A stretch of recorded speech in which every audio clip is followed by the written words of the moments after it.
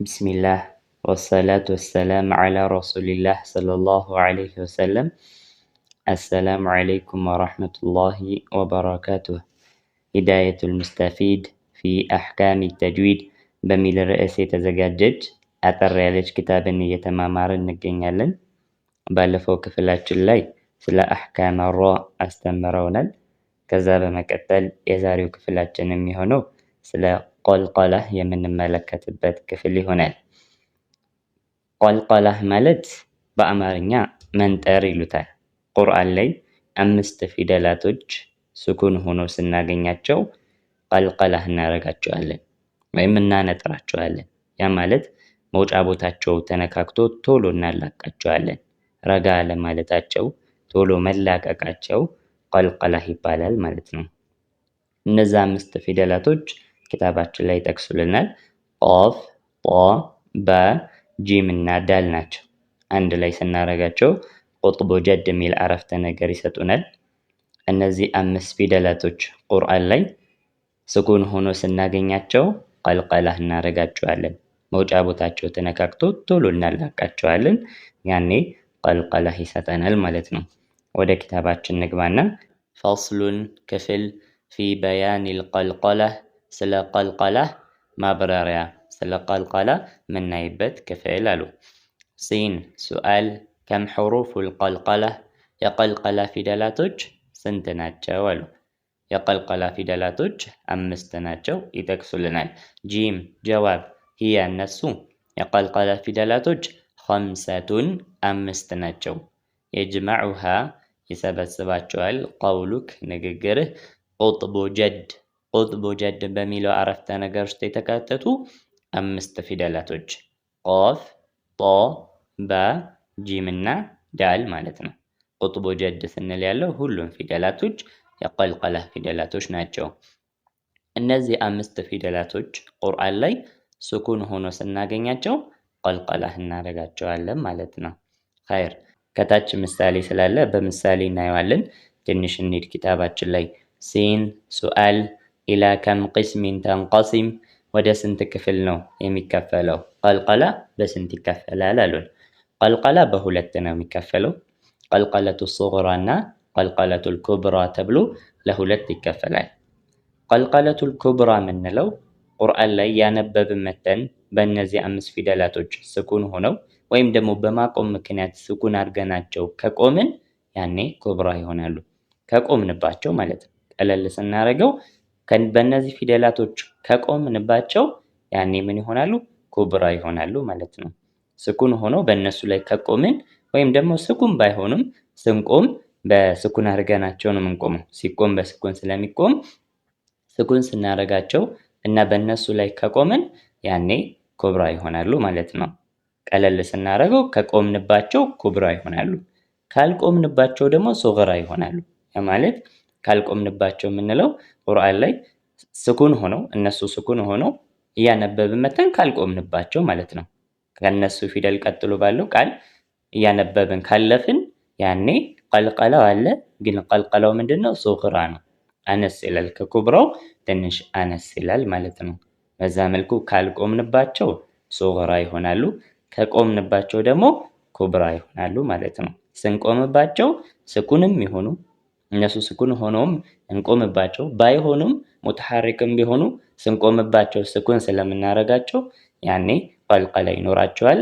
ያ ቀልቀላ ስንቆምባቸው የሚኖረው ቀልቀላ ቀልቀለቱል ኩብራ ይሆናል ማለት ነው። እሺ ፈኢን ካነ ኢላ ቅስመይን አሉን። ወደ ኪታባችን ንግባና ጂም ጀዋብ ምላሽ ኢላ ቅስመይን ወደ 2 ክፍል ይካፈላል። የመጀመሪያው ሱግራ ቀልቀለቱ ሱግራ ማለት ነው። ሁለተኛው ወኩብራ ቀልቀለቱል ኩብራ ማለት ነው። ስለዚህ ሱግራ እና ኩብራ ተብሎ ለሁለት ይከፈላል አሉን። ፈኢን ካነ ከሆነ ሱኩኑሃ ሱኩናቸው የእነዚህ ፊደላቶች ሱኩናቸው አስልየን መሰረታዊ ከሆነ ማለት ቁርአን ላይ ራሱ ስኩን ሆኖ ከሆነ ምን ሆነ? ፈሂየ ስኩን አስል ከሆነ ፈሂየ ሱግራ ትባላለች አሉን። ቀልቀላዋ ሱግራ ቀልቀለቱ ሱግራ ይባላል አሉን።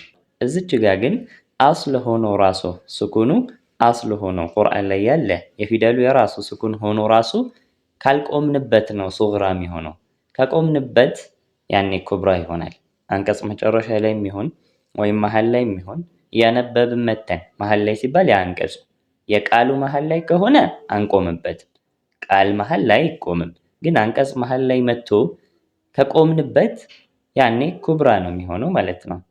አስል መሆኑ ሳይሆን ዋና የሚፈለገው መቆማችንና አለመቆማችን ነው። ስንቆምበት ከሆነ ኩብራ ይሆናል ማለት ነው። ካልቆምንበት ሱግራ ይሆናል ማለት ነው። ለምሳሌ አስል ሆኖ ምንቆምበት ለም የሊድ ወለም ዩለድ። አሁን እዚች ጋር ወለም ዩለድ ስንል ዳል ላይ ቁርአን ላይ ስኩን ምልክት አለ። የዳሉስ አስል ነው ሳኪናዋ ማለት ነው። ስለምንቆምባት ያኔ ኩብራ ነው የምትሆነው። ስንቆምባት ለም የሊድ ወለም ዩለድ በዚህ መልኩ ነው የምናቆም አይደል? ስንቆም ዳሏ ኩብራ ነው የምትሆነው ማለት ነው። ቀልቀላዋ ኩብራ ነው የሚሆነው። አስልም ቢሆንም እንኳን ሱግራ አንለውም። ስለዚህ መቆማችንና አለመቆማችን ነው እንጂ አስል መሆኑና አለመሆኑ ሱግራና ኩብራውን እንትን አይለውም ማለት ነው። አስልም ሆኖ ብንቆምበትም ያኔ ምን ይሆናል? ኩብራ ይሆናል ማለት ነው። ኸይር ወኢን ካነ ከሆነ ስኩኑሃ ስኩኗ ዓሪضን መጤ ከሆነ አሉን። መጤ ከሆነ ያ ማለት ቁርአን ላይ ስኩን ሳይሆን በመቆም ምክንያት ካመጣ ነው ማለት ነው። ፊል ወቅፊ በመቆም ምክንያት ፈሂየ እሱ ኩብራ ይሆናል አሉን። ዓሪድ ከሆነ ያ ማለት በመቆም ምክንያት ያመጣ ነው ስኩን ከሆነ። አሁን በመቆም ምክንያት የምናመጣው ስኩን ካልን እየቆምን ነው ያኔ አው ኩብራ ይሆናል። ግን አሁን እንዳነሳ ነው ባይሆንም እንኳን ዓሪድ ባይሆንም እንኳን ወቅፍ ላይ ከሆነ እየቆምንበት ከሆነ ፊደሉ ላይ አሁንም ኩብራ ይሆናል ማለት ነው። ኸይር ስለዚህ አስልና ዓሪድ መሆኑ ሳይሆን መቆምና አለመቆማችን ነው ሱግራና ኩብራ የሚያደርገው ማለት ነው። ሚሳሉ ሱግራ የሱግራ ምሳሌ የቆጣዑን የቆ ቶሎ ልቅቅ እናደርገዋለን። ምላሳችን ቶሎ ምልስ ይላል። የቆ ይሄ ቀልቀላ ይባላል ማለት ነው። ቋፏ ደግሞ የመጣችው የሚቆምበት ቦታ ላይ አይደለም፣ መሀል ላይ ስለሆነ አይቆምም። ያኔ ሱግራ ትሆናለች ማለት ነው። የቆጣዑን የጠመዑን ጧዋም ተመሳሳይ ነው፣ ቃል መሀል ላይ ናት። ስለዚህ ሱግራ ነው የምትሆነው። የጠመዑን የጅዐሉን የድዑን ለቱብለውን። በዚህ መልኩ እነዚህ ፊደላቶችን ካልቆምንባቸው የሚቆምበት ቦታ ላይ ካልሆነ ያ ማለት የቃል መሀል ላይ ሲመጡ ወይም የቃሉ መጨረሻ ላይ ሆነውም ካልቆምንባቸው ሱግራ ይሆናሉ። ከቆምንባቸው ደግሞ ኩብራ ይሆናሉ። ቀጣይ ምሳሌ ደግሞ የኩብራው ነው። ወሚሳሉል ኩብራ የኩብራው ምሳሌ ደግሞ ኸላቆ። አሁን ትንሽ ጎላ ይላል፣ ከላይኛው ጨመር ይላል ማለት ነው። ስንቆምበት ኩብራ ይሆናል። ኸላቆ። አሁን እዚህ እያነበብን መተን ስንቆም፣ ካልቆምን ሙተሐሪክ ስለሆነ ሙተሐሪኩን አንብበን ነው የምንሄደው። ያኔ ቀልቀላ የሚባል ነገር አይኖርም ማለት ነው። ስለዚህ ስለምንቆምበት ቋፏ ላይ ስንቆም ስኩን አረግናት። ያ ስኩኑ ዓሪድ ነው፣ መጤ ነው። በመቆም ምክንያት ነው ስኩን ያረግነው። ግን ስለቆምንበት ቀልቀላው ምን ሆነ? ኩብራ ሆነ ማለት ነው። ሲራጦ ትንሽ ጎላ ይላል፣ ከላይኛው ጨመር ይላል። ዓዛብ በሂጅ ሸዲድ። በዚህ መልኩ ከሱግራው ቀልቀላውን ጨመር እናደርጋለን ማለት ነው። ፈሃዚህ እነዚህ ቱቀልቀሉ ቀልቀላ ይደረጋሉ ሓለተል ወቅፍ በምንቆምበት ጊዜ ነው።